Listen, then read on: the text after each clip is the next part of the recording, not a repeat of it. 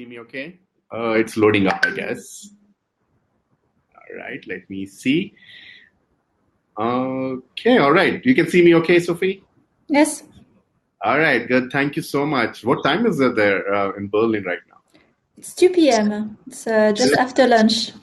Okay, cool. Well, thank you so much for joining in. And audiences, thank you so much for tuning in. We have a very special guest today joining in, Sophie Wu from Voodoo. But before I ask her to take over, I would like to quickly thank you guys for joining in. And because, as you know, this is the largest game developer conference that happens in India and possibly the only event that happens in the world which is primarily driven by volunteers like us. You know, there are over 40 people working to have this event done. I mean, like some of them are working in, bringing awesome speakers like Sophie and many more, and some of them are helping in the operation side of it. And either these guys are working for some other company or they have their own companies, but they really volunteer to support this entire gaming industry in India, and where we can meet other people and try to learn from others. So that's pretty awesome. We had that amazing day one and day two. Day three just started, and Sophie is going to do her talk right now. And before she does that, I would like to quickly thank our sponsors. We have a presenting sponsor, Unreal Engine, and then we have gold sponsors, MPL, AWS, Glance, and Jungle Games, and then we have a legacy silver sponsors who have been supporting us for a long time, GameShun, Lakshya, and YesNom.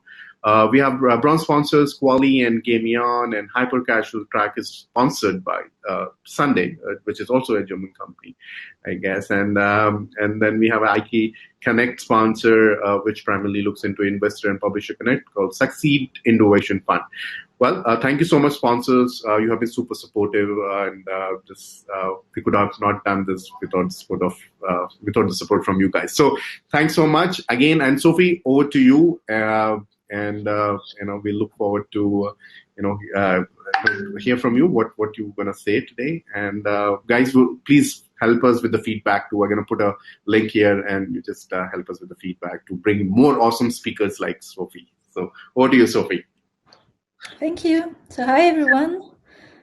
Let me begin up here. So you see all okay.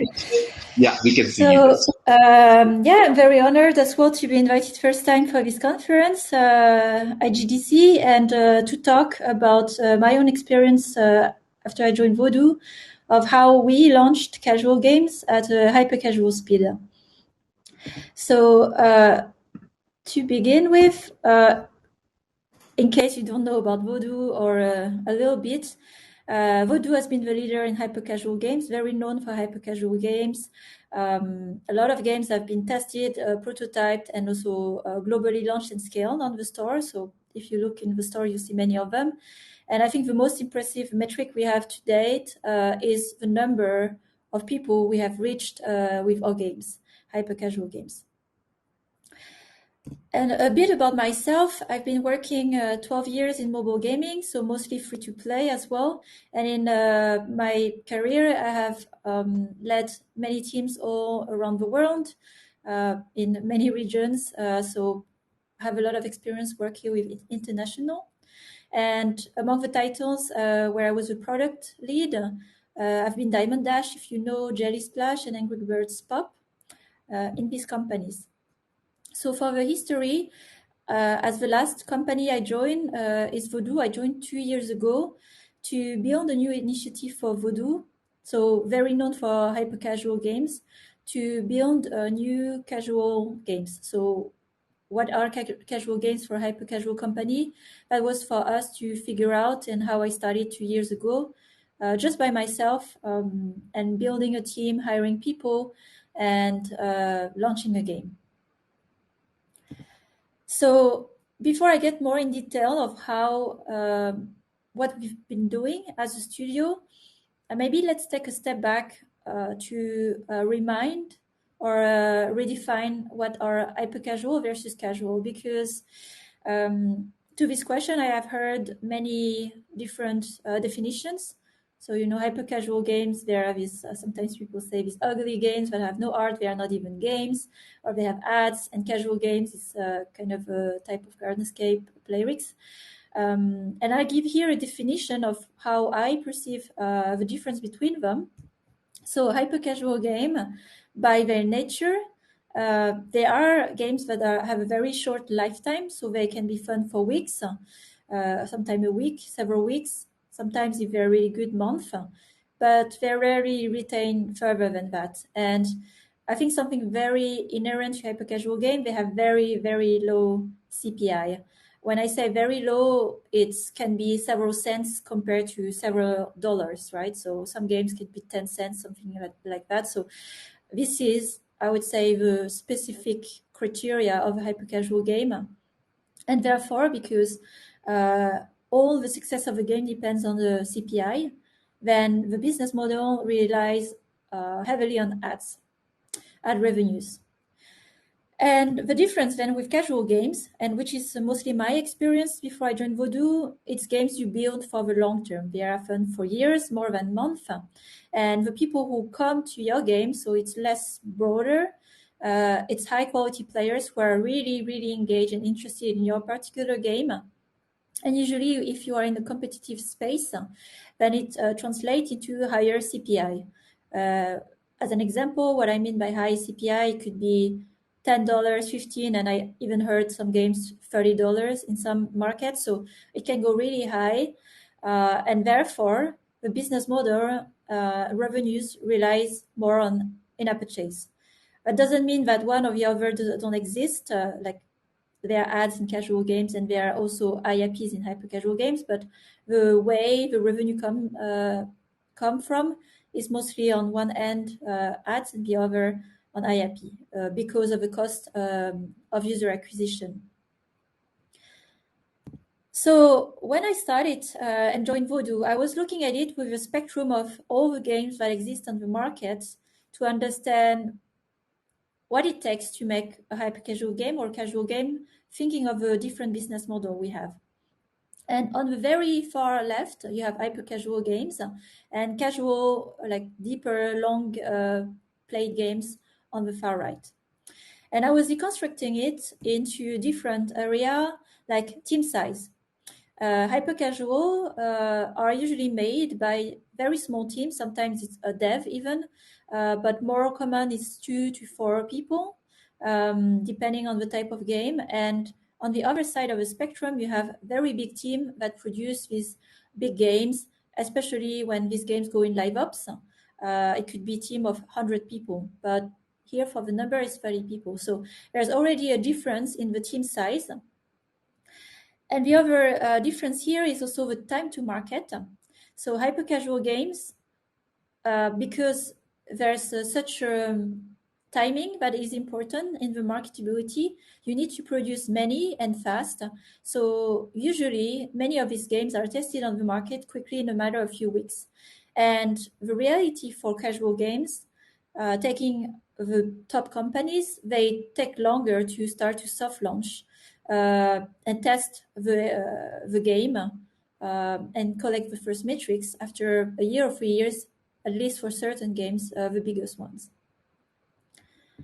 And at last, the soft launch period also is quite different.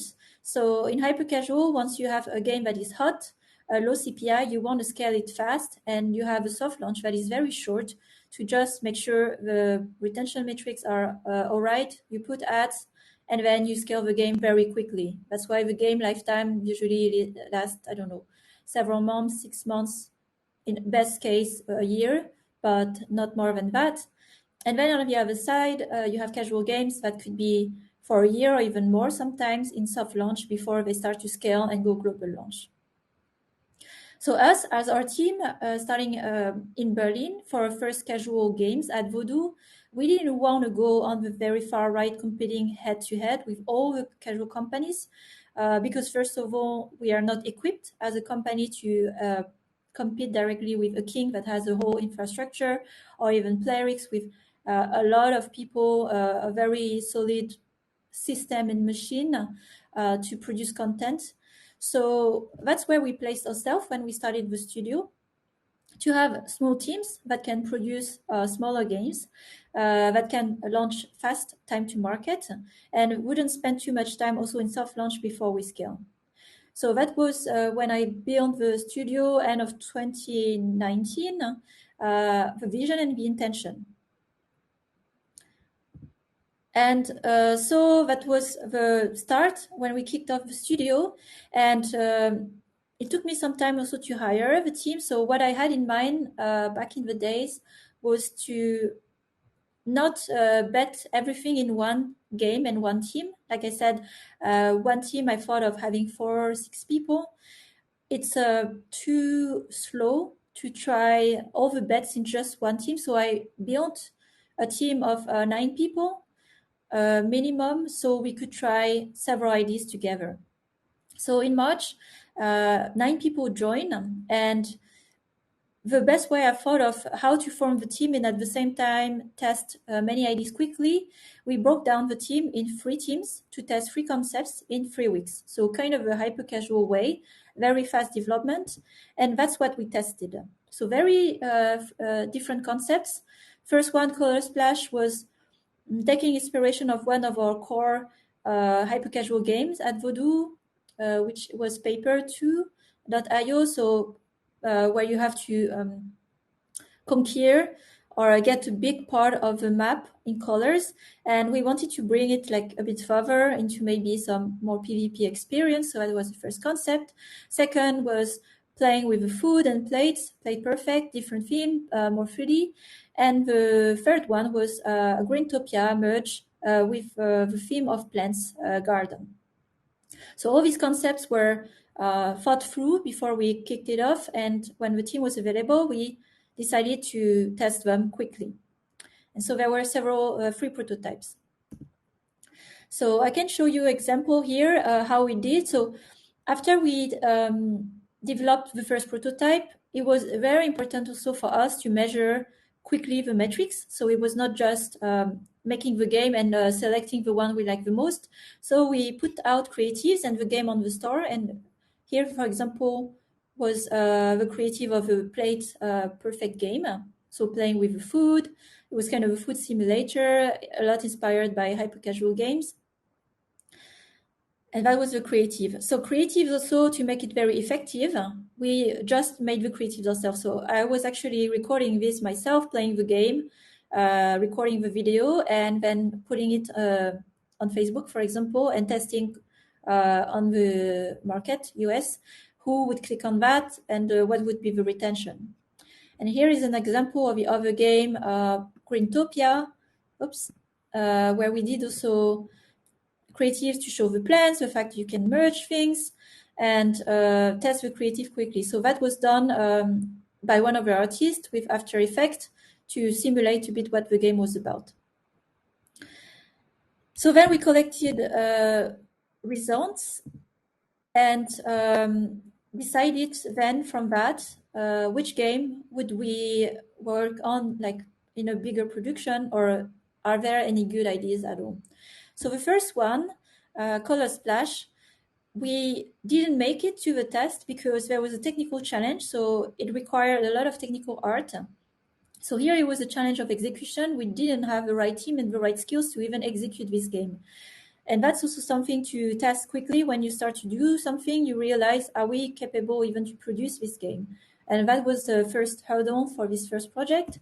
Then the second that we tested, we had a very low CPI, which was good, but we also had a low retention. So low retention was, as we analyzed, due to the fact that there was a metagame missing, a clear progression. So a lot of things were missing. Maybe the execution also was not that great. So there was still a lot of work to do to turn it around for retention. And the last project, we had also low CPI when we started, but we had more promising retention and playtime was really good. So it started already above 30 minutes daily playtime for something that was really quick and dirty as we produced. So by doing this ideation process and testing things quickly, that's how we selected the game we would be working on, which was Greentopia. We call it Greentopia, which became later Plantopia. because that was the most promising in metrics, and we felt confident about the first signs of traction. And also as a team, we were capable to execute this game. So now going back to the development timeline, the way we thought about production and how we would launch this game as we decided which one we would work on. This is a classic timeline of many game developments, I would say, especially for casual games, as what we were meant to do. And it can take 1 to 3 years before the game goes global launch, if ever. But the reality is that many few make it, because when you start to scale, you realize that the game doesn't reach a mass audience, or when you start to test in soft launch for the first time, you realize that the game doesn't have such good metrics, and it takes a lot of pivots to have the game in the right place. So it's really hard when you spend so much time in developing one game, putting all your bets on it, to realize that it doesn't work out at the end of the road. So what we did here, we decided to approach the development with a hyper-casual mindset. So concept phase and pre-production was very short. We needed this, of course, because making casual game, you cannot go random and pick a random theme or a random progression and story. So we did spend a bit of time in pre-production. However, production was really fast. So at that time, we were a team of 9 people to work and make the content. So here we try to make content for 7 days quickly to put it in soft launch, which we did. And the reality, however, so if you remember my previous slide, I put an intention of being soft launch for 3 months before you go and scale the game. The reality for us was a much bigger, longer soft launch before we scaled, and I will explain why. But that was our timeline, and in total, so it was a year almost of development to go and scale your game, instead of what I showed previously, something that can take up to 3 years.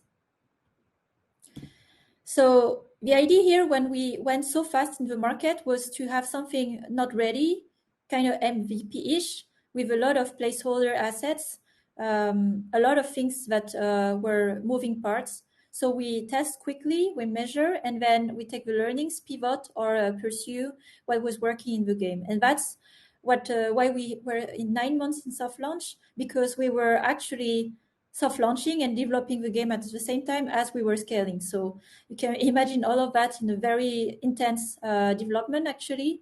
And I'll explain a bit also how it worked for us and the learnings we get from this. But what helped us to do this when we were in soft launch and developing the game, that's how we started the game in April, when we started to test the game on the market.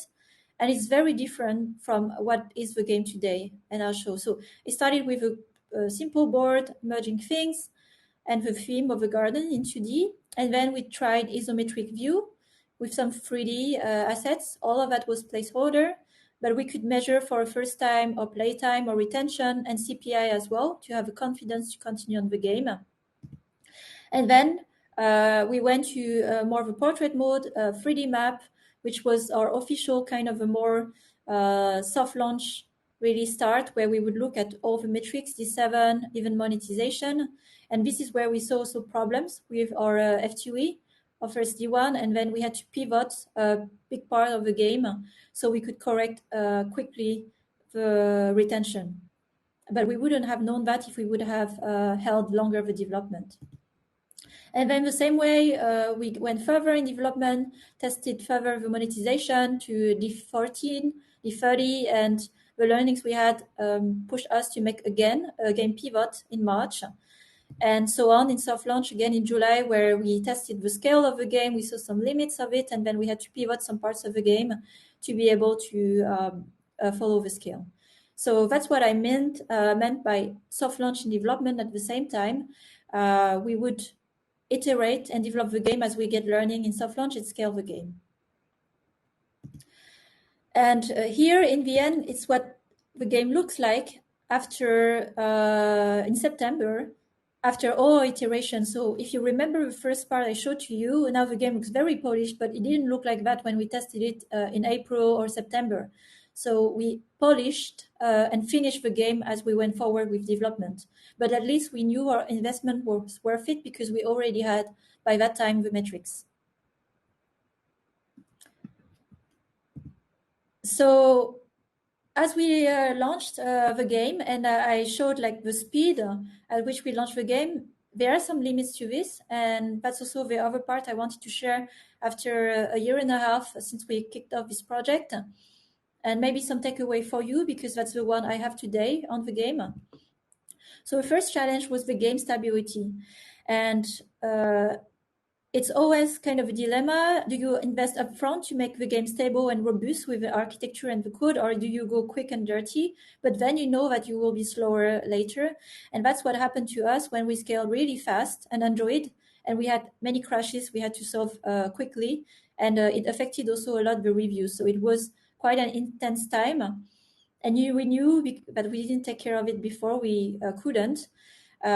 But that's something I would do differently as well, to place that earlier in development, so we don't end up in a situation when we scale that we lose a lot of players that will not return to the game after we fix issues. And then the second challenge was the game scalability, because like I said, we build iteratively the game. So we build with 7-day content, with 30-day content. And then once we started to scale the game, the old players we acquired back in September 2019, they were still playing the same content in March 2020.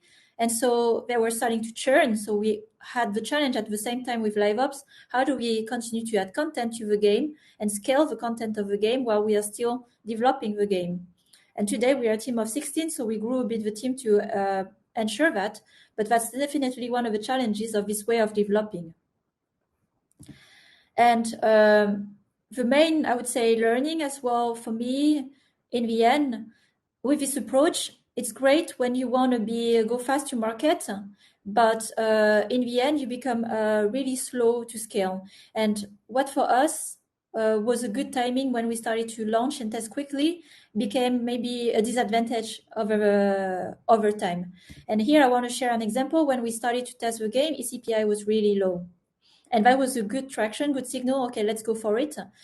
But as we were slow, and also by that time there were not so many competitors, Merge Mansion was the closest to our game. But then everybody jumped on the train of merge games, and it affected actually the cost of UA for these players, and making it becoming a red ocean. And that we couldn't foresee at all as well as a team. So we were on a big game that also was not so easy to scale, because the way we have approached it. And here we are competing directly with very many other match games where it's difficult also to scale quickly. And that are the factors of the market you cannot always foresee, but to be aware of and to anticipate. So as I shared this, and I will leave the stage open for questions, what is happening now for us? Then there's these questions. So we build a great product that has great metrics, profitable at a certain scale. But now, as we see the rising cost of acquisition, can the product LTV match the rising CPI, and how far can it go? That's not something we design and build for at the beginning, but can the product continue, and is it something that we want to do as a team? And what is the growth potential of the product over a year and not just short term? So how does it go in the 30-day, 3 months, but over a year? Can this game scale over a year? And that's the ultimate question as well. And can we crack the marketability for this game? So now for us, it's not anymore a challenge just of execution and production, but it's a challenge of marketability. And are we on par with the LTV of a product and the CPI that is rising? So my main takeaway as well here is, like, it's really good to go fast to market. But when you have a good traction of something good, be ready to scale fast. And that's not what we were prepared for as a team. And I would rethink that, of course, very much differently starting new projects. But there's definitely something I recommend about testing fast, because then you don't waste your years, your time in developing something that maybe will never work. So you have to test this quickly and be ready to scale or correct if you have something really good in your hands. So that was it. And I hope I respected the time. So I think now we have some time for questions, if you have any. Thank you so much, Sophie. This was really helpful, and a different approach altogether. And most of us, and have been doing casual games, and we know that what it takes to build it. And but someone needs to be really, really hyper fast, is what I can say. For doing something like that. Because I mean, we have done that, right? I mean, we have built large casual games with like spent like over a year to build something like that. Then we realized that okay, fine, this will not work, right? And so it is a little difficult, and being fast and having this kind of a mind approach would really make sense. So thank you so much for that really good information and thought process behind it. But I think we have a few questions that we might like to take, I guess. One was that while building hyper-casual games, we test it with videos to test the CTR. Do you suggest we do the same for casual games as well before building? I guess that's what Mr. Z is asking there.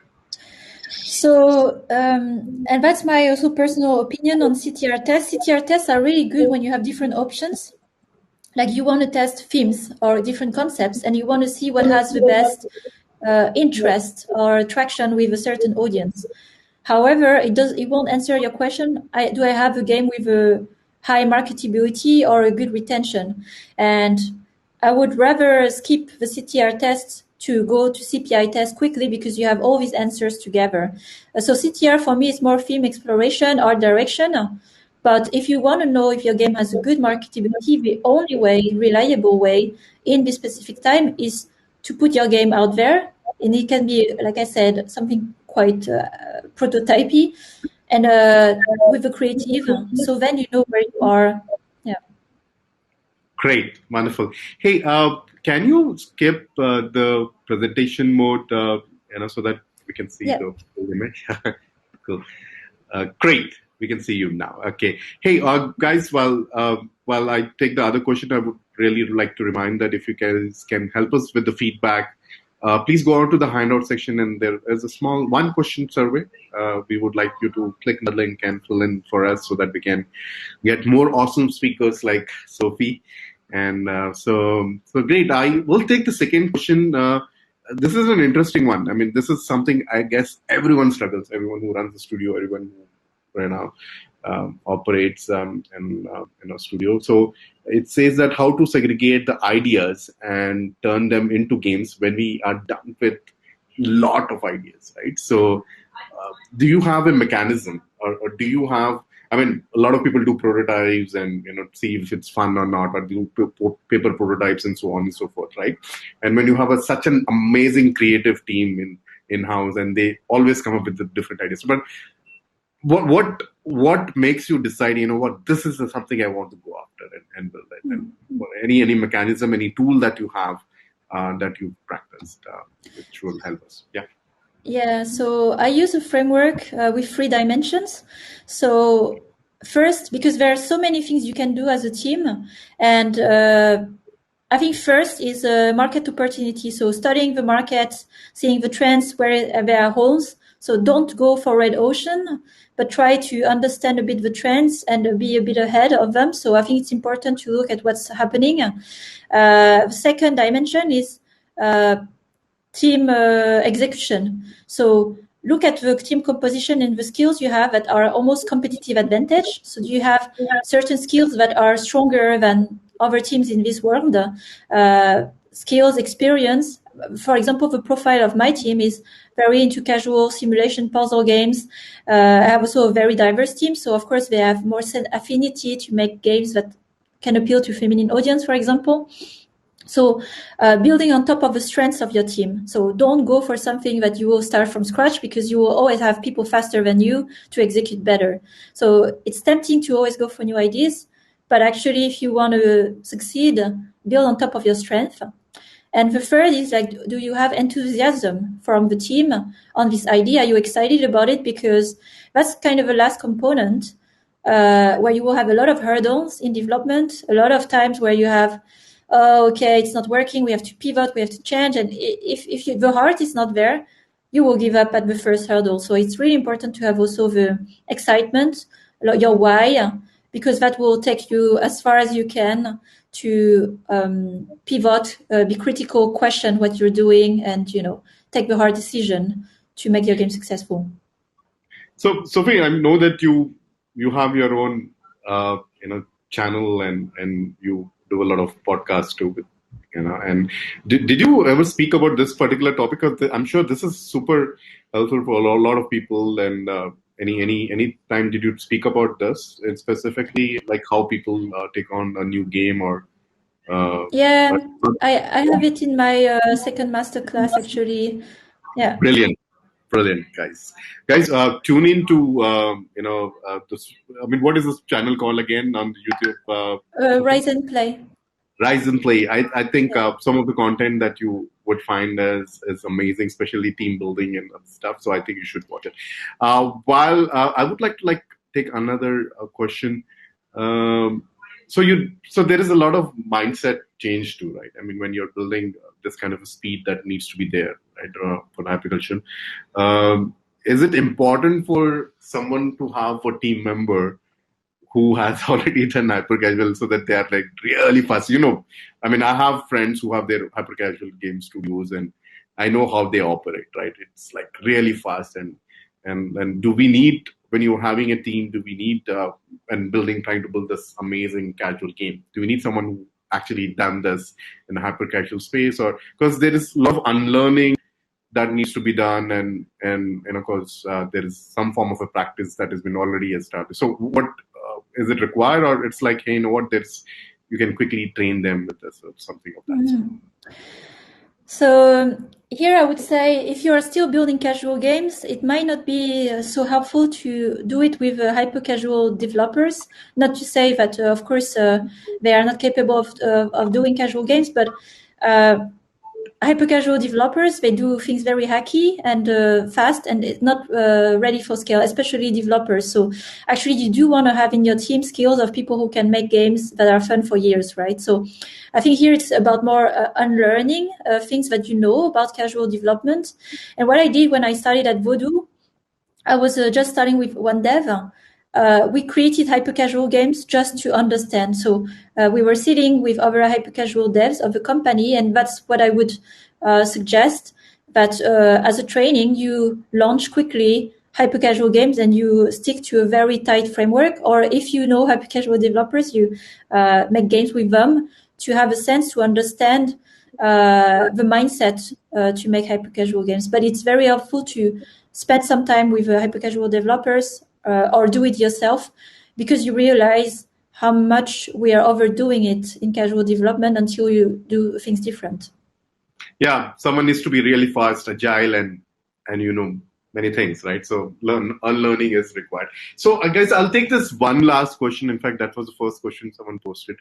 I guess what they were asking is, I mean, if you look at hyper-casual games, there is just one core loop, right? I mean, not necessarily just a simple gameplay, right? And you test it out and all.